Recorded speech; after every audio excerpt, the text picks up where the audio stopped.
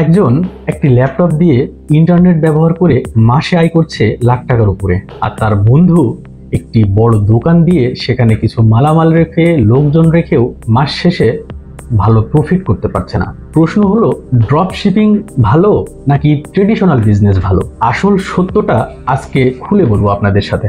বিষয়গুলো জানতে পুরো ভিডিওটি দেখুন, হতে পারে এই ভিডিওটি আপনার ভবিষ্যৎ বদলে দিতে পারে। আসলে ট্রেডিশনাল বিজনেস মানে আমরা সবাই বুঝি যে আমাদের জায়গা থাকবে, যেখানে আমাদের দোকান বা অফিস থাকবে, আমরা যে প্রোডাক্ট সেল করব সেই প্রোডাক্ট বা সার্ভিস থাকবে সেখানে, এবং আমাদের কিছু জনবল থাকবে, লোকজন আসবে, আমরা সেখান থেকে প্রোডাক্ট সেল করব, প্রফিট হবে। অ্যাজ ইউজুয়াল যে বিজনেসগুলো হচ্ছে এই সবগুলো হচ্ছে ট্রেডিশনাল বিজনেস। এই ড্রপ শিপিং বিষয়টা আসলে কি, এটা হয়তো আমরা অনেকেই জানি, আবার অনেক মানুষ আছে যারা এই বিষয়টা জানি না। তো যারা জানি না তাদের জন্য খুব শর্টে আমি এই ড্রপ শিপিং বিষয়টা আলোচনা করছি। আমাদের মধ্যে অনেকেই ভাবে যে ড্রপ শিপিং মানে হচ্ছে অনলাইনে কোনো প্রোডাক্ট সেল করা বা অনলাইন কাজ করে কোনো টাকা ইনকাম করাকেই বলে ড্রপ শিপিং। আসলে কি তাই? সত্যি বলতে গেলে ড্রপ শিপিং হচ্ছে চমৎকার একটি বিজনেস। এখানে যে বিজনেস করবে তার শুধু প্রোডাক্ট সোর্স সম্পর্কে জানতে হয়, যে প্রোডাক্টটি কোন জায়গায় আছে, এবং মার্কেটিং বুঝতে হবে। মার্কেটিং করবে, প্রোডাক্ট সেল হয়ে যাবে, তার কাছে শুধু কমিশন আসবে। এখানে কোনো ইনভেস্ট নাই। ইনভেস্ট ছাড়া তো কখনোই কোনো বিজনেস হবে না। এখানে ইনভেস্ট অবশ্যই আছে। সেই ইনভেস্টটা হচ্ছে স্কিল বা নিজের দক্ষতা আর সময়, এগুলো হচ্ছে ইনভেস্ট। আমি মেন ইনভেস্ট যেটা বলতে সবাই আমরা বুঝি অ্যাজ ইউজুয়াল টাকা। এই টাকার কথা বলছি আমি, যেখানে আমার তো প্রোডাক্ট কিনে আমার রাখা লাগছে না, মজুত করা লাগছে। আমার কাছে অর্ডার আসছে, আমি বললাম যে ওইখানে প্রোডাক্ট আছে, ওইখান থেকে কাস্টমারের কাছে দিয়ে দিবে। 100 টাকা প্রোডাক্টের দাম, কাস্টমারের সাথে আমার ডিল হয়েছে 120 টাকা, তুমি আমাকে 20 টাকা কমিশন দিয়ে দেবে। এটা হচ্ছে ড্রপ শিপিং। ড্রপ শিপিং হচ্ছে কানেক্ট করে দেওয়া, মধ্যস্থতাকারী। এই ড্রপ শিপিং এর কস্টিংটা অনেক কম হয়, কারণ এখানে আপনার কোনো রুম ভাড়া লাগছে না। রুম ভাড়া বলতে অফিসে যে মালপত্র রাখার যে জায়গাগুলো, স্পেস, এই স্পেস ভাড়া দেওয়া লাগছে না। আপনি চাইলে আপনি একটা রুম নিয়ে সেখান থেকেই কিন্তু ড্রপ শিপিং বিজনেস করতে পারেন। ড্রপ শিপিং বিজনেস করতে আপনার একটি ল্যাপটপ, একটি প্রিন্টার আর ইন্টারনেট লাগবে। এখানে একটি রিস্ক আছে, সেটা হচ্ছে আপনার রেপুটেশন। যেমন আপনার ক্লায়েন্ট চাচ্ছে যে 7 দিনের মধ্যে আপনাকে একটা ওয়েবসাইট ডেলিভারি দিতে, কিন্তু আপনি সেটা 7 দিন পার হয়ে যাচ্ছে, তাও আপনার ওই ডেভেলপার ঠিক মতন ডেলিভারি দিতে পারছে না। সেক্ষেত্রে আপনার বিশ্বস্ততা কমে যাবে এবং আপনি অনেক ক্ষতিগ্রস্ত হতে পারেন।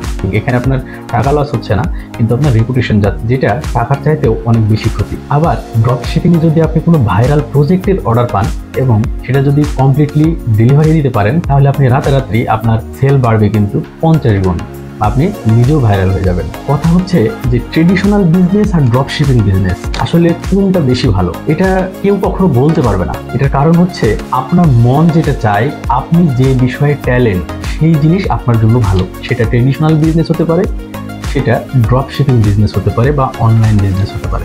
আপনি যদি 1000টা ভিডিও দেখেন ড্রপ শিপিং সম্পর্কে, কিন্তু আপনার মন যদি পড়ে থাকে ট্রেডিশনাল বিজনেসের দিকে, তাহলে কখনোই আপনি ড্রপ শিপিং করে আগাইতে পারবেন না। এটাই সত্য। অপরদিকে আপনি যদি একটি বিজনেস এস্টাবলিশ করার চেষ্টা করেন আর আপনার মন যদি থাকে সবসময় ড্রপ শিপিং এর দিকে, তাহলে কিন্তু আপনি প্রপার প্রোডাক্ট সোর্সিং এর দিকে দেখবেন আপনার গড়িমসি হচ্ছে, কাস্টমার কোনো প্রবলেম দিলে আপনার সেটা ফেস করতে খারাপ লাগছে, বিরক্ত লাগছে, এভাবে কিন্তু আপনি বিজনেসে লস খাবেন। এই জন্য ড্রপ শিপিং করেন আর ট্রেডিশনাল বিজনেস করেন, সবার আগে দরকার আপনার পার্সোনাল ব্র্যান্ড। আপনার প্রতি যদি অডিয়েন্স বা কাস্টমারদের যদি ভরসা থাকে যে না, এই লোককে বিশ্বাস করা যায়, এই লোকের প্রোডাক্টকে বিশ্বাস করা যায়, তাহলে আপনি যেই বিজনেসই করেন না কেন আপনি সফল হতে পারবেন। সেটা ড্রপ শিপিং হোক আর ট্রেডিশনাল বিজনেস হোক। আপনি যদি নিজেকে মানুষের কাছে পরিচিত না করান, আপনার যদি সেলফ ব্র্যান্ডিং না থাকে, তাহলে যদি আপনি হীরাও বিক্রি করেন, মানুষ মনে করবে কাঁচের টুকরাকে আপনি হীরা বলছেন। যদি স্বর্ণ বিক্রি করেন, মানুষ ভাবে আপনি ইমিটেশন বিক্রি করছেন।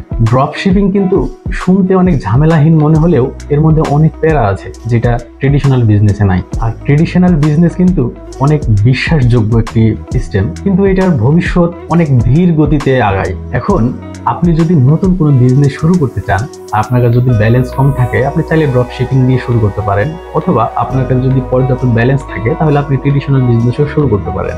তবে যেই বিজনেসই আপনি শুরু করতে যান না কেন, সেই বিজনেস শুরু করতে গিয়ে যদি কোনো প্রবলেম ফেস করেন, তাহলে আমার ইনবক্স অলওয়েজ আপনার জন্য খোলা আছে। আর যদি আপনি ফিজিক্যাল বিজনেস করতে চান বা ট্রেডিশনাল বিজনেস যদি করতে চান, তাহলে অবশ্যই চেষ্টা করবেন এই ডিজিটাল যুগে আপনার ট্রেডিশনাল বিজনেসকে অনলাইনে কনভার্ট করা।